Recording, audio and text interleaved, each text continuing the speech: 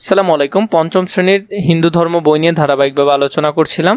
তার ধারাবাহিকতা এখন তোমাদের সাথে তার 26 নম্বর পৃষ্ঠার যে অনুশীলনটি রয়েছে দ্বিতীয় অধ্যায়ের প্রথম পরিচ্ছেদ, সেই অনুশীলনটি নিয়ে আমরা ধারাবাহিকভাবে আলোচনা করব।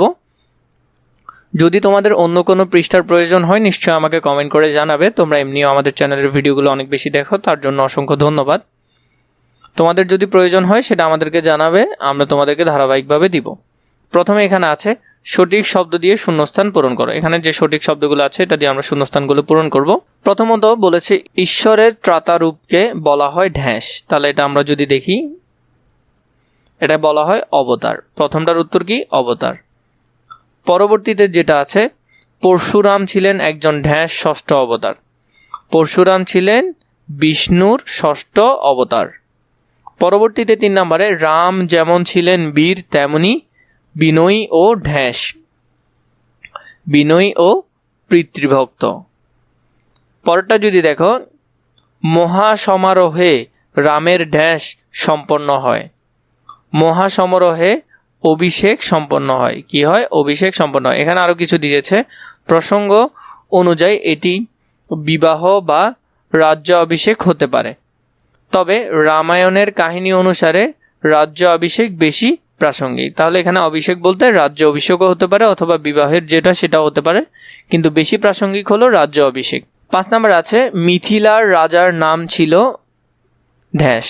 মিথিলার রাজার নাম ছিল জনক। এরপরে 6 নম্বর, রামের জন্ম হয় ঢ্যাঁস।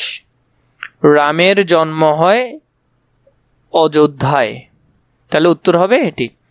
তো আমরা এখান থেকে শূন্যস্থানগুলো সুন্দর করে পূরণ করে ফেললাম। সুন্দর করে আমরা শূন্যস্থানগুলো পারবো, সুন্দর করে লিখে ফেলবে তোমরা এখানের মধ্যে। খতে বলেছে বাম পাশের সাথে ডান পাশের বাক্যাংশের মিল করো। বাম পাশের সাথে আমরা ডান পাশেরটা মিল করব। প্রথমটা যদি দেখি, ভগবান বিষ্ণু অবতীর্ণত হন পরশুরাম রূপে। তাহলে এটা হবে এটার সাথে। তো আমরা প্রথমটা কি দেখেছিলাম? ভগবান বিষ্ণু অবতীর্ণত হন পরশুরাম রূপে। পরেরটা আছে, রাবণ কঠোর তপস্যা করেন ব্রহ্মার। তাহলে এটা হবে কি? রাবণ কঠোর তপস্যা করেন কার? ব্রহ্মার। তাহলে এটা হবে এটার। পরবর্তীতে 3 নম্বর, ইক্ষ্বাকু বংশের রাজা ছিলেন দশরথ। তাহলে এটা হবে ইক্ষ্বাকু বংশের রাজা ছিলেন দশরথ। 4 নম্বর, রাবণ সীতাকে হরণ করে লঙ্কাপুরীতে নিয়ে যায়। তাহলে এটা হবে কি? হরণ করে কোথায় নিয়ে যায়? লঙ্কাপুরীতে নিয়ে যায়। এটা হবে এখানে। পরবর্তীতে 5 নম্বরে, অবতারগণ যুগে যুগে অবতীর্ণিত হয়ে দুষ্টের দমন ও শিষ্টের পালন করেন। তাহলে এটা হবে অবতারগণ যুগে যুগে অবতীর্ণিত হয়ে দুষ্টের দমন ও শিষ্টের পালন করেন। পরবর্তীতে আমরা যদি দেখি, ঘতে বলেছে সঠিক উত্তরের পাশে টিক চিহ্ন দাও। এখানে যে সঠিক উত্তর আছে এগুলোর পাশে আমরা টিক চিহ্ন দিব। কালী যুগে কোন কোন অবতার অবতীর্ণিত হয়েছে? এটা হবে বুদ্ধ ও কলিক। 2 নম্বরে, পরশুরাম কোথায় চলে যান? পরশুরাম মহেন্দ্র পর্বতে চলে যান। 3 নম্বর, পরশুরামের পিতার নাম কি ছিল? যমদগিনী। 4 নম্বর, লক্ষণের স্ত্রীর নাম কি? উর্মিলা। কে কৈকেয়ীকে কুপরামর্শ দিয়েছিলেন? এটি হবে মন্থরা কুপরামর্শ দিয়েছিলেন। 6 নম্বর, রাবণ লঙ্কার রাজা হন কোন যুগে? রাবণ লঙ্কার রাজা হন কোন যুগে? ত্রেতা যুগে। পরবর্তীতে আমাদেরকে ঘ নম্বরে দিয়েছে নিচের প্রশ্নগুলোর সংক্ষেপে উত্তর দাও। এখানে প্রথমে বলেছে ঈশ্বর সকল প্রাণীর দেহে কি রূপ অবস্থান করেন? ঈশ্বর সকল প্রাণীর দেহে আত্মারূপে বা অন্তর্যামী হিসেবে অবস্থান করেন। পরবর্তী প্রশ্ন আছে 2 নম্বরে, ঈশ্বর যুগে যুগে অবতীর্ণিত হয়ে কি করেন? ঈশ্বর যুগে যুগে অবতীর্ণিত হয়ে ধর্ম প্রতিষ্ঠা করেন, অধর্ম নাশ করেন এবং সৎ লোকের রক্ষা করেন। পরবর্তীতে আছে 3 নম্বর, ভগবান বিষ্ণু কয়টি যুগে অবতার রূপে অবতীর্ণিত হয়েছিলেন? ভগবান বিষ্ণু 4টি যুগে অবতার রূপে অবতীর্ণিত হয়েছিলেন। পরবর্তী 4 নম্বরে, কে বিভীষণকে লঙ্কার রাজ সিংহাসনে অধিষ্ঠ করেন? শ্রীরামচন্দ্র বিভীষণকে লঙ্কার রাজ সিংহাসনে অধিষ্ঠ করেন।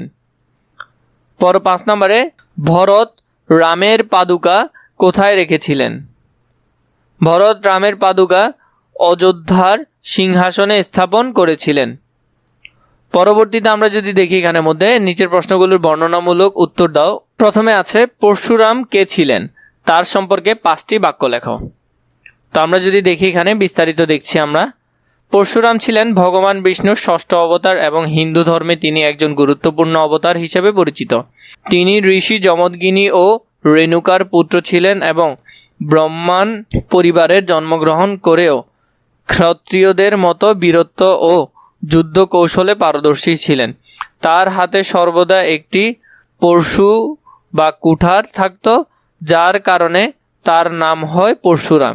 তিনি অত্যাচারী ও অধর্মী ক্ষত্রিয়দের দমন করার জন্য সুপরিচিত ছিলেন এবং বহুবার পৃথিবী থেকে অন্যায় শক্তিকে দূর করেন।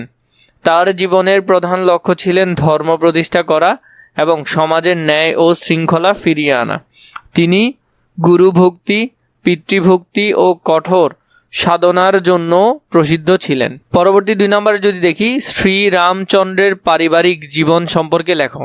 শ্রীরামচন্দ্র ছিলেন অযোধ্যার মহারাজা দশরথের জ্যেষ্ঠ পুত্র এবং তার মায়ের নাম ছিল কৌশল্য। তার 3 ভাই ছিলেন লক্ষ্মণ, ভরত ও শত্রুঘ্ন, যাদের সঙ্গে তার গভীর ভ্রাতৃত্বপূর্ণ সম্পর্ক ছিল। তিনি মিথিলার রাজা জনকের কন্যা সীতাকে বিবাহ করেন এবং তাদের দাম্পত্য জীবন ছিল আদর্শ ও মর্যাদাপূর্ণ। শ্রীরামচন্দ্র ছিলেন একজন আদর্শ পুত্র, কারণ তিনি পিতার আদেশ পালন করতে নির্দ্বিধায় 14 বছরের বনবাসে গমন করেন। তার স্ত্রী সীতা ও ভাই লক্ষ্মণ ও তার সঙ্গে বনবাসে যান, যা তাদের পারিবারিক ভালোবাসা ও ত্যাগের উজ্জ্বল দৃষ্টান্ত। তিনি সবসময় পরিবারের প্রতি দায়িত্বশীল, স্নেহশীল ও অনুগত ছিলেন। তার পারিবারিক জীবন আদর্শ, নৈতিকতা ও ত্যাগের এক অনন্য উদাহরণ হিসেবে বিবেচিত। তো এটা খুবই সুন্দর করে তোমরা এখান থেকে দেখে নিবে। পরবর্তী 3 নম্বরে, অবতার সম্পর্কে শ্রীমদ্ ভগবদ গীতায় বর্ণিত ভগবান শ্রীকৃষ্ণের উক্তিটি সরলার্থসহ লেখো।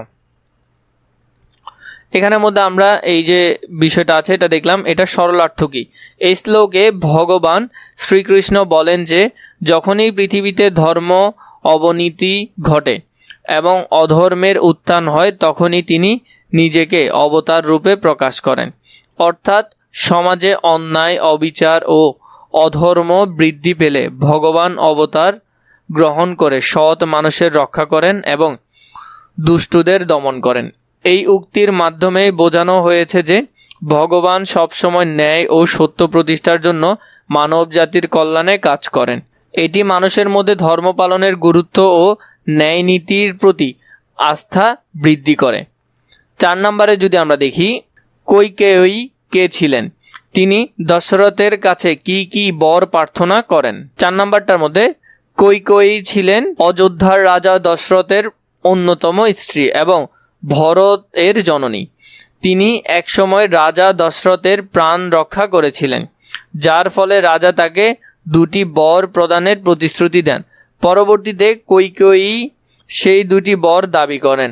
প্রথম বরে তিনি তার পুত্র ভরতকে অযোধ্যার রাজা করার আদেশ জানান। দ্বিতীয় বরে তিনি শ্রীকৃষ্ণকে 14 বছরের জন্য বনবাসে পাঠানোর প্রার্থনা করেন। রাজা দশরথ তার প্রতিশ্রুতি রক্ষা করতে বাধ্য হন এবং এই বরগুলোর কারণে রামকে বনবাসে যেতে হয়। এই ঘটনাটি রামায়ণের একটি গুরুত্বপূর্ণ অধ্যায়, যা ত্যাগ, কর্তব্য ও নিয়তির গভীর তাৎপর্য প্রকাশ করেন। এই যে উত্তরগুলো আছে এগুলো তোমরা সুন্দর করে লিখে নিবে। খুবই গোছালো আকারে তোমাদেরকে দেওয়ার চেষ্টা করেছি। পরবর্তী কোনো কিছু প্রয়োজন হলে নিশ্চয় আমাকে কমেন্ট করে জানাবে।